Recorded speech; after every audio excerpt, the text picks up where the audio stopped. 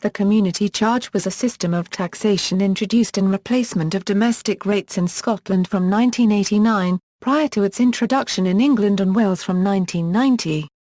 It provided for a single flat rate per capita tax on every adult, at a rate set by the local authority.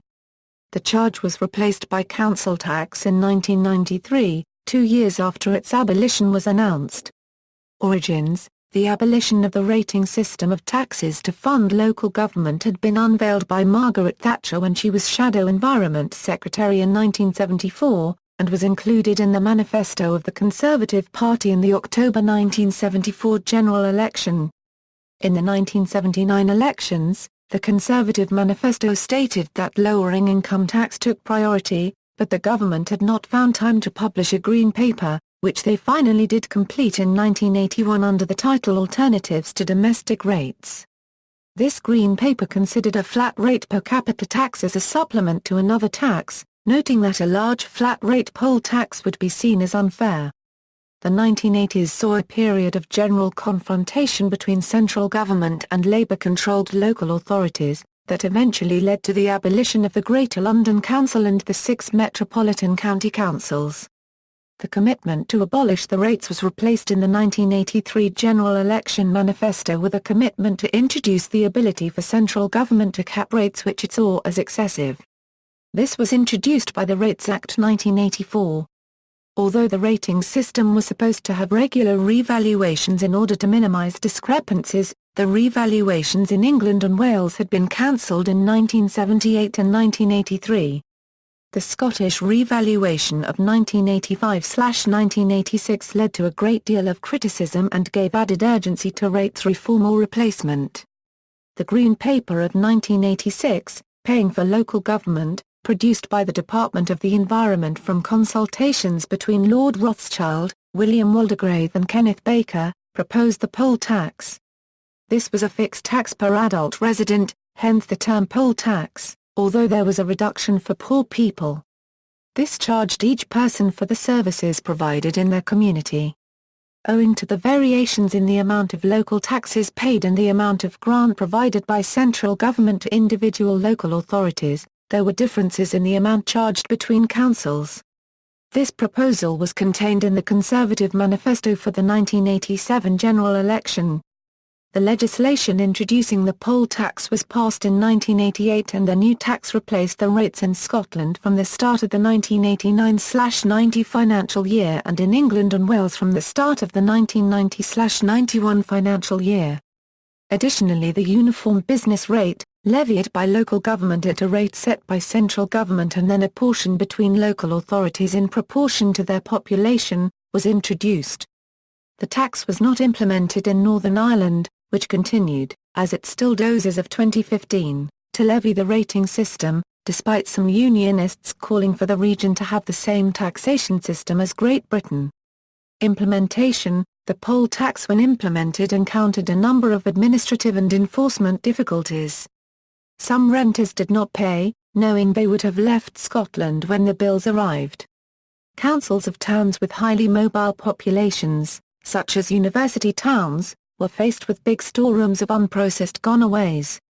The initial register, which was based on the rates register for owned houses, contained many irregularities from supplementary data sources such as housing benefit recipients. The big collection issue was the 20% per 100% split. People in employment had to pay 100%, students and the registered unemployed paid 20%. The nature of the shared house market meant that not even the landlord knew exactly who was living there. Tenants were replaced, and may have shared a single room with their partner. So the local council had no idea who was living where and when.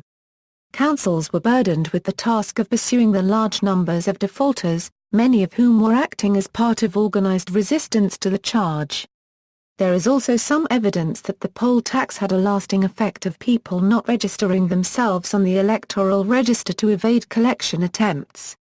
This may have had an effect on the results of the 1992 general election, which ended in a fourth successive Conservative victory, despite most opinion polls pointing to a hung parliament or narrow Labour majority. Opposition. The change from payment based on the worth of one's house to a poll tax was widely criticized as being unfair and needlessly burdensome on the lower classes. Mass protests were coordinated by the All Britain Anti-Poll Tax Federation, to which the vast majority of local anti-poll tax unions were affiliated. In Scotland, where the tax was implemented first, the APTUs called for mass non-payment. As the tax neared its implementation in England, protests against the tax began to increase as unrest mounted. This culminated in a number of poll tax riots. The most serious of these happened in London on March 31, 1990, a week before the implementation of the tax during a protest at Trafalgar Square, London, which more than 200,000 protesters attended. Over 100 police officers were treated for injuries after the crowd fought back against their baton charge. There were further conflicts, but none so large as this.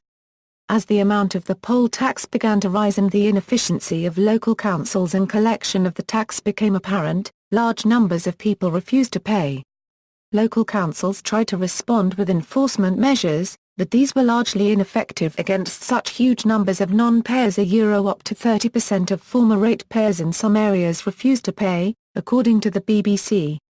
The anti-poll tax organisations encouraged non-payers not to register, to clog up the courts by contesting local council attempts to gain liability orders, and ultimately to fail to attend court hearings for non-compliance. In November 1990, South Yorkshire Police said they were planning to refuse to arrest poll tax defaulters even when instructed by the courts because it would be physically impossible for the police because of the large number of defaulters. The opposition Labour Party, at its 1988 annual conference, decided against support for a non-payment campaign.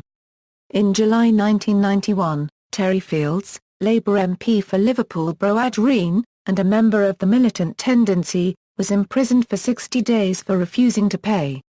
At the time of Fields' jailing, Labour leader Neil Kinnock commented, "Lawmakers must not be lawbreakers." In popular culture, the punk band The Exploited featured the song Don't Pay the Poll Tax in their album The Massacre, which was released on April 15, 1990. Political consequences. After the poll tax was announced, opinion polls showed the Labour opposition opening a strong lead over the Conservative government. After the poll tax riots, Conservative ministers contemplated abolition of the tax but knew that, as a flagship Thatcherite policy, its abolition would not be possible while Thatcher was still Prime Minister. Kinnock had vowed to abolish the poll tax if he won the next general election. For this, among other reasons, Thatcher was challenged by Michael Heseltine for the Conservative leadership in November 1990. Although she prevailed by a margin of 50 votes, she narrowly missed the threshold to avoid a second vote, and on November 22, 1990 she announced her resignation after more than a decade in office. All three of the contenders to succeed her pledged to abandon the tax.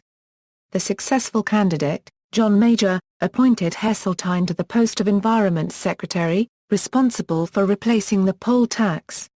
In early 1991 the Chancellor of the Exchequer, Norman Lamont, announced a rise in value-added tax from 15% to 17.5% to pay for a £140 reduction in the tax.